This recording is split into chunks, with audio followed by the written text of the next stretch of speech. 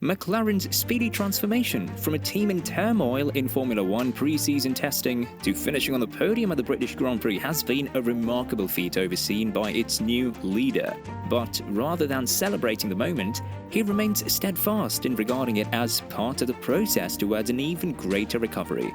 This is why McLaren is now on the forefront of being the second best team behind Red Bull, and should they continue like this, rival teams will have troubles with them. Join us as we take a look at one particular person who is the root of all good in Woking. When people say that you should never mess with the quiet ones, it isn't because they have things to hide. Instead, it's the very fact that rather than being loud, they are listening, observing, planning and getting on with things without fanfare that makes them such formidable weapons. It's something that certainly appears to be true for McLaren this season, as its softly spoken and unassuming new team principal Andreas Stella appears to have unleashed something truly sensational in a short period of time. Stella is a character who is not keen on self-proclamation and prefers to remain in the background, working diligently and focusing on the job at hand. Andreas Seidel's departure provided an opportunity for Stella to step up, despite this not seeming like an obvious choice to those who knew him. His introverted nature might make him stand out in an industry where extroverted, media-friendly personalities seem to be the norm. The reference to Netflix suggests this might be a context related to the world of Formula One racing, where Netflix's popular docu-series Drive to Survive has indeed created pantomime personalities out of many figures in the sport. Despite Stella's reticence to step into the limelight, his promotion suggests that those who make the decision see value in his work ethic, skills and approach. Ultimately, it's a reminder that leadership comes in many forms, and not all effective leaders seek out or thrive in the spotlight. When Stella was promoted to the job over the winter in the wake of Andreas Seidel's departure, it was a fairly surprising appointment because the Italian did not seem to be someone that craved the spotlight. He was never especially eager to put himself in front of the media and certainly seemed to be a world away from the type of pantomime personalities that Netflix has helped create for many of his peers. The general opinion about Stella beyond the confines of McLaren vastly differed from the internal appraisal of his abilities, a fact that explains why CEO Zak Brown swiftly promoted him to take the reins of the Formula One team when the chance presented itself. Though publicly reserved, Stella's previous promotions, from the head of race operations to performance director in 2018 and then to racing director a year later, attested to his vital role in the team. He played a critical part in the creation of the 2020 MCL35, which facilitated McLaren's rise to a third place in the Constructors' Championship. This achievement laid the groundwork for the successful 2021 MCL35M, which utilized its complete quota of development tokens to transition from Renault to Mercedes engines. When McLaren failed to build on its momentum in 2022, and then seemed to have no answers during the season as to how it was going to turn things around, from Brown's perspective, it was clear that something had to change. There was a feeling that the team was not getting the most out of its aero chief, Peter Prodromou, and that its structure was not fit for purpose. There seemed to be a lack of leadership, direction and ambition to plot a path back to the front of Formula One.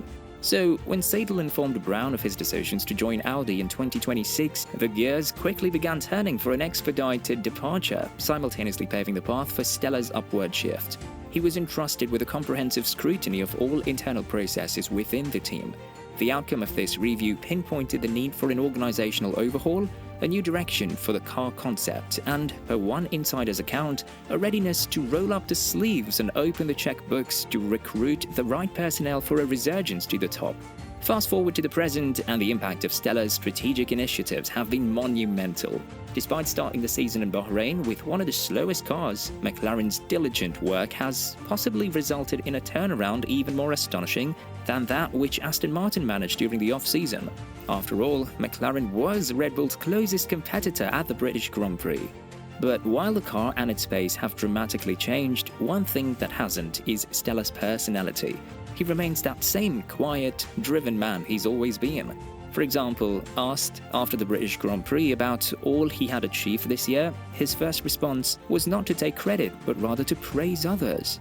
"You know me, my focus is just doing the right things," he said. "Just focus on performance, focus on creating a vision for the team, making sure that everyone understands what the vision is and what the direction is. The most important thing is that you don't do these things alone. I've been very, very well supported. and even the collaboration with Zach has been incredibly close and strategic.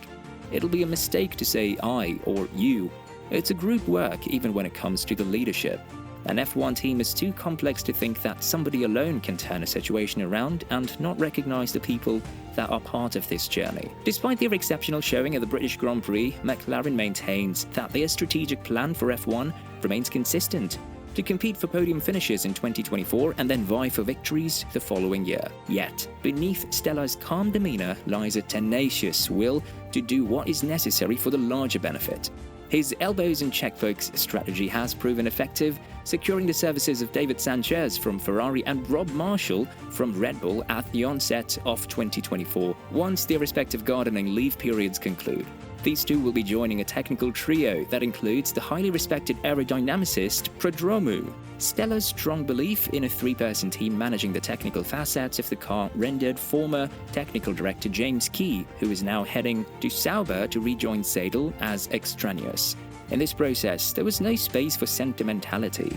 Despite its brilliant performance at the British Grand Prix, McLaren insists that its roadmap in F1 remains unchanged: battle for podiums in F1 in 2024, then fight for wins the following year. And it says much about Stella's character that he's not getting carried away with one result, nor getting ready to start making outlandish predictions about what can be achieved now. By nature, I don't necessarily think about the destination. He smiled when asked if Silverstone marked the start to a great new era for McLaren. I just think about what we've put in place to keep improving. The way we talk about it internally is to let the results come to us. We just have to focus on what we need to do at a technical level, at a sporting level, at a financial level. That's our mindset. McLaren has undoubtedly advanced with its current round of vehicle upgrades, the first of which appeared on Lando Norris's car in Austria and secured a fourth-place finish behind two Red Bulls and Charles Leclerc's Ferrari. The upgrade package incorporated a fully revised floor designed to coordinate with changes to the car's side pods, which now display a striking resemblance to those on the championship-leading Red Bull. In essence, these modifications were targeted at enhancing the car's aerodynamic performance, providing greater downforce around the bends with minimal drag on the straight stretches. According to GPS data, the MCL60 is now counted among the fastest vehicles on the grid in high-speed corners. Both the Red Bull Ring, where the new parts were first introduced, and Silverstone, where a new front wing and rear brake duct updates complemented them, are known for their abundant high-speed corners. So, can they continue with this good run? Verstappen's streak of 6 consecutive victories suggests that no other team is likely to challenge Red Bull at the top of the grid. However, in those same 6 races, 5 distinct drivers have clinched second place behind the dominant championship frontrunner. Norris attained the increasingly sought-after best-of-the-rest feat in Silverstone, following Charles Leclerc in Austria, Fernando Alonso in Canada, Lewis Hamilton in Spain, Alonso again in Monaco, and Verstappen's teammate Sergio Perez in Miami. The rotating cast of the second and third podium spots this year underscores the intense competition between Mercedes, Aston Martin and Ferrari, with McLaren and Alpine occasionally vying for honours. At Silverstone, the qualifying difference between Norris in second place on the grid and Hamilton in 7th was a mere 0.25 seconds, illustrating the narrow gap separating a podium finish from a lower top 10 position. Consistently, teams that have brought upgrade packages to an event have climbed the ranks, while those awaiting their next enhancement have lost ground. This scenario underscores the importance of judiciously utilizing wind tunnel time under F1's restrictions, which grant teams further down the order more opportunities for aerodynamic testing than those at the front. This situation also highlights the urgency of swiftly manufacturing new parts and deploying them on the track. What will happen until the end of the season, we don't know. But what we do know is that with the abundance of talent McLaren has in Lando Norris and Oscar Piastri, and especially under the guidance of Andrea Stella, they are quietly moving forwards. And that's exactly why its rivals had better watch out. What do you think? Could McLaren of all be the surprise package of the season and finish second? Let's know your thoughts and opinions in the comments below, and we'll see you next time.